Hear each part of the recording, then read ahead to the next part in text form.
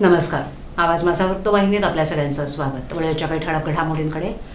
प्रलंबित तक्रारींचा निपटारा करण्यासाठी जिल्हाधिकाऱ्यांचे निर्देश.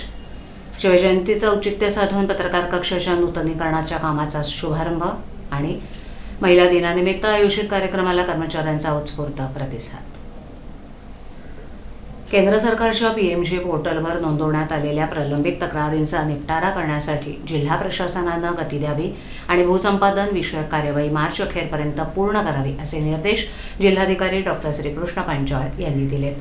नगरविकास विभागाचे सचिव यांच्या अध्यक्षतेखाली दूरदृश्य प्रणालीद्वारे आयोजित आढावा बैठकीत ते सहभागी झाले होते.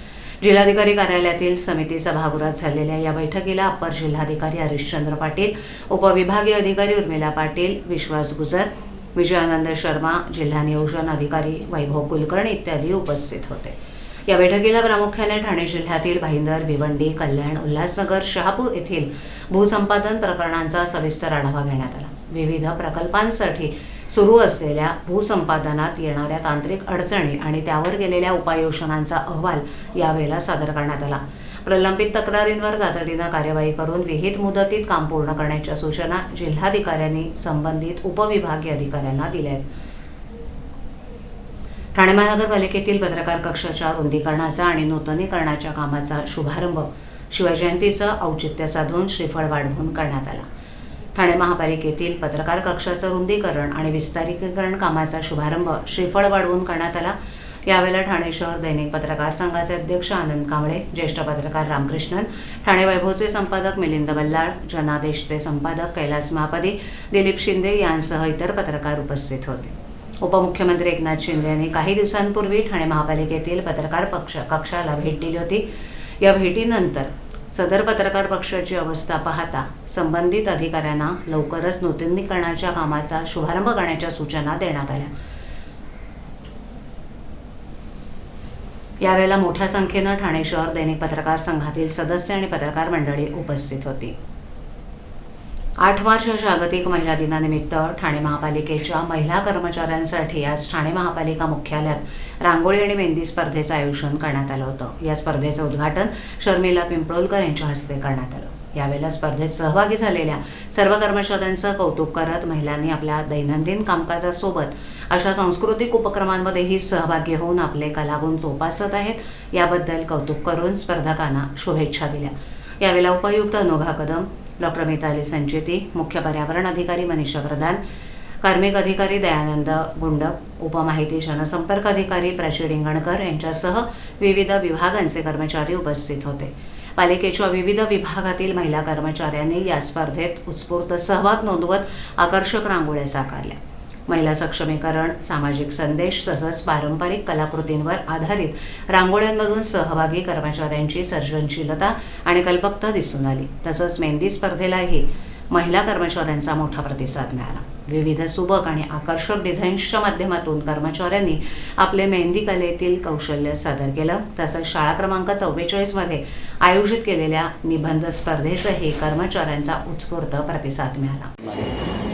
मॅडम, महिला दिनानिमित्त विविध स्पर्धा ठाणे महापालिकेच्या माध्यमातून राबवण्यात आलेल्या आहेत, काय सांगतात? सर्वांना माझा नमस्कार. सर्वप्रथम महाराष्ट्रभर जागतिक महिला दिन साजरा केला जातो आणि महिला दिनाच्या निमित्ताने माझ्याकडून व माझ्या ठाणेकरांकडून सर्व आपल्या महिला वर्गाला खूप खूप शुभेच्छा. आज ठाणे महानगरपालिकेच्या माध्यमातून सर्व कर्मचारी अधिकाऱ्यांनी निबंध स्पर्धा असू दे, मेहंदी स्पर्धा असू दे, रांगोळी स्पर्धा, आज प्रथम रांगोळी स्पर्धाचं नियोजन केलेलं आहे. अनेक सांस्कृतिक कार्यक्रमांच्या माध्यमातून कर्मचाऱ्यांना एक संधी दिली आहे, प्लॅटफॉर्म दिलेला आहे आणि खरंच खूप सुंदर कार्यक्रम आणि महिलांना कुठेतरी एक वाव मिळावा, कर्मचाऱ्यांना याची दखल ठाणे महानगरपालिकेने घेतलेली आहे. पुन्हा एकदा माझ्याकडून सर्व आपल्या महिला वर्गांना जागतिक महिला दिनाच्या खूप खूप शुभेच्छा. धन्यवाद.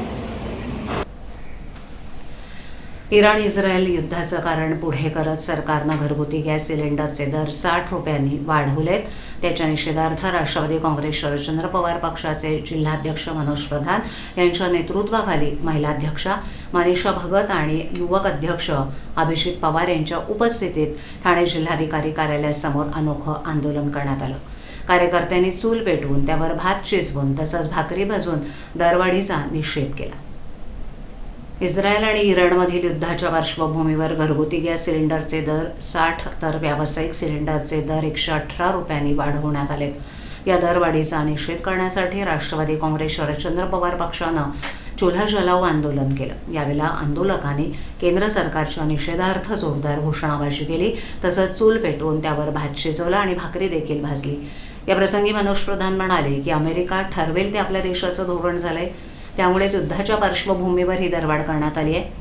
या युद्धाचा अंदाज आलेला असतानाही सरकारला नियोजन करता आलं नाही. यावरून या सरकारची धोरणं कशी तकलादू आहेत हेच स्पष्ट झाले. या दरवाढीमुळे सर्वसामान्यांच्या घरातील बजेट कोलमडून पडणार आहे. एकीकडे महिलांना लाडकी बहीण म्हणायचं आणि दुसरीकडे महिला दिनाच्या 1 दिवस आधी दरवाढ लादून दरवाढीची भेट द्यायची. हे खपून घेतलं जाणार नाही. आजचं आंदोलन प्रातिनिधिक असलं तरी महागाई विरोधातील आमचा लढा असाच कायम राहणार आहे. दरम्यान या सरकारनं युद्धाच्या नावाखाली दरवाढ केली आहे. ही दरवाढ म्हणजे भारतीय जनतेची लूट आहे. आधीच महागाई वाढलेली असताना ही दरवाढ करणं योग्य नाही. सरकारनं ही दरवाढ तात्काळ मागे घ्यावी अशी मागणी मनीषा भागवत यांनी केली आहे.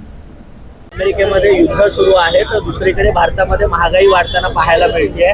गृहिणींचा जो काही आर्थिक बजेट आहे तो कोलमडताना पाहायला मिळतो, कारण गॅस सिलेंडर जो आहे तो महागलेला आहे. उद्या महिला दिन आहे आणि या महिला दिनीच्या 1 दिवस आधीच या महिलांना परत खड्ड्यात घालण्याचं काम या केंद्र शासनाने केलेलं आहे.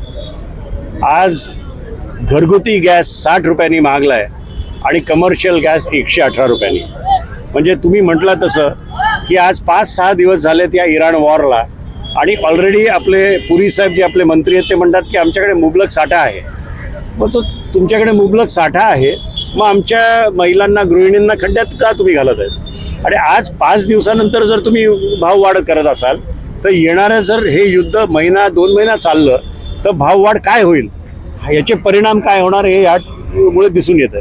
तर खऱ्या अर्थाने आमचं केंद्र शासनाला म्हणणं आहे की एका हाताने तुम्ही 1,500 रुपये आमच्या महिलांना देत आहे आणि दुसरीकडनं हळूहळू महागाईच्या निमित्ताने हे आमच्याकडनं काढून घेत आहे. त्याचा निषेध करायला, त्याच्या विरोधात आज आम्ही आलेलो आहे. आज आमच्या महिलांनी इथे रस्त्यावर भाकरी बनवलेली आहे, रस्त्यावर त्यांनी चूल 2 पेटवून भात बनवलेला आहे आणि आम्हाला असं वाटायला लागलं चित्र की येणाऱ्या दिवसात महागाईमुळे गॅस सोडून परत एकदा हीच पाळी आमच्या महिलांवर येते की काय. सर, एकीकडे गॅसचा वाढतोच आहे, मात्र पेट्रोलचे दर देखील वाढताना पाहायला मिळत आहेत. त्यामुळे सर्वच बजेट जे आहे ते कोलमडत आहे. तुम्हाला सांगतो गॅसच आता ऑलमोस्ट 1000 पार होणार आहे. पेट्रोल ऑलरेडी 100 रुपयाच्या पलीकडे गेलेलं आहे आणि मला असं वाटतं की ह्या देशातल्या लोकांना आता विचार करायची गरज आहे की जेव्हा हे भाजप सरकार सत्तेत आलं 2014 मध्ये तेव्हा काय मुद्दे घेऊन आलेलं, तेव्हा काय महागाईबद्दल मोदी साहेबांनी बोलणं केलेलं, आज ती महागाई कुठे गेलेली आहे. त्यामुळे दर दिवशी आपल्याला ह्याचा झटका बसतोय आणि आज ज्या पद्धतीने महिला या ठिकाणी जमा झाल्यात तुम्ही त्यांच्याकडनं ऐका की कशा परिस्थितीत त्यांना घर चालवायला लागतंय. नियंत्रक शिधावाटप आणि संचालक नागरी पुरवठा मुंबई तसंच मुंबई शिधावाटप कर्मचारी संघटना यांच्या संयुक्त विद्यमानं आयोजित करण्यात आलेला क्रीडा जल्लोष 2026 हा क्रीडा महोत्सवाला ठाणे पोलीस आयुक्तालयाच्या क्रीडा संकुल साकेत इथे मोठ्या उत्साहात सुरुवात झाली आहे. दिनांक 7 आणि 8 मार्च या कालावधीत हा क्रीडा महोत्सव पार पडणार आहे. या क्रीडा स्पर्धेमध्ये नियंत्रक शिधावाटप आणि संचालक नागरी पुरवठा मुंबई अंतर्गत कार्यरत अधिकारी कर्मचाऱ्यांनी मोठ्या उत्साहानं सहभाग घेतला. स्पर्धांमध्ये क्रिकेट, कबड्डी, व्हॉलीबॉल, रस्सीखेच, बॅडमिंटन, गोळाफेक, धावणं इत्यादी विविध क्रीडा प्रकारांचा समावेश होता. 2 दिवस चाललेल्या या स्पर्धेमुळे परिसरात उत्साहाचं वातावरण निर्माण झालं होतं. सहभागी स्पर्धकांनी खेळाडू वृत्ती जपत स्पर्धेमध्ये दमदार कामगिरी केली. या क्रीडा महोत्सवाचं उद्घाटन प्रसंगी ठाणे महापालिका उपायुक्त मधुकर बोडके, अन्न नागरी पुरवठा आणि ग्राहक संरक्षण विभागाचे अप्पर मुख्य सचिव अनिल डिग्गीकर, नियंत्रक शिधावाटप आणि संचालक नागरी पुरवठा मुंबई चंद्रकांत डोंगरे, सहसचिव अशोक आयाम, उपसचिव रश्मी सागर, संतोष गायकवाड, प्रमोद पाटील तसंच विभागातील अनेक अधिकारी कर्मचारी मोठ्या संख्येनं उपस्थित होते. तसंच 8 मार्च जागतिक महिला दिनानिमित्त महिला सक्षमीकरणाला प्रोत्साहन देण्यासाठी विशेष कार्यक्रमाचं आयोजन करण्यात आलं होतं. संपूर्ण क्रीडा जल्लोषामध्ये अधिकारी आणि कर्मचाऱ्यांनी उत्स्फूर्त सहभाग नोंदवला. खेळाच्या माध्यमातून परस्परांमधील सलोखा, संघभावना आणि आरोग्यदायी स्पर्धेची भावना वाढीस लागावी हा या उपक्रमामागील उद्देश असल्याचं आयोजकांनी सांगितलं. या क्रीडा जल्लोष आणि महिला दिन कार्यक्रमासाठी मंडळ ठाणे शिधावाटप यंत्रणेतील सर्व अधिकारी कर्मचारी उपस्थित राहावं असं आवाहन मुंबई शिधावाटप कर्मचारी संघटनेचे अध्यक्ष अविनाश काकडे यांनी केलं होतं. त्याला प्रतिसाद देत मोठ्या संख्येनं कर्मचारी अधिकाऱ्यांनी या क्रीडा स्पर्धेत सहभाग घेतला. तिथीनुसार छत्रपती शिवाजी महाराज यांची जयंती ठाण्यात मोठ्या उत्साहात साजरी करण्यात आली. ठाण्यातील सर्वात जुना परिसर म्हणून ओळखल्या जाणाऱ्या भंडारळी येथील बाजारपेठ परिसरात सार्वजनिक शिवजयंती मंडळ भंडारीअळी यांच्या वतीनं हा उत्सव पार पडला. यावेळेला पवन कदम यांच्या नेतृत्वाखाली ठाण्यातील मुख्य बाजारपेठेत पारंपरिक वेशभूषा आणि पारंपरिक वाद्यांच्या नादात छत्रपती शिवाजी महाराजांच्या पालखीची भव्य मिरवणूक काढण्यात आली. ही शिवजयंती साजरी करण्याची परंपरा अनंत दिघे यांनी सुरू केली होती. गेल्या अनेक वर्षांपासून ही शिवजयंती मोठ्या उत्साहात आणि पारंपरिक पद्धतीनं साजरी केली जात असून दरवर्षी भव्य मिरवणूक काढली जाते. या मिरवणुकीत ठाणे शहरातील विविध भागातील नागरिक मोठ्या संख्येनं सहभागी झाले होते. अशा मिरवणुकांमध्ये आपल्या संस्कृतीची आणि परंपरेची ओळख पुढील पिढीला होते असं मत शिवसेना नगरसेवक आणि गटनेते पवन कदम यांनी यावेळेला माध्यमांशी बोलताना व्यक्त केले.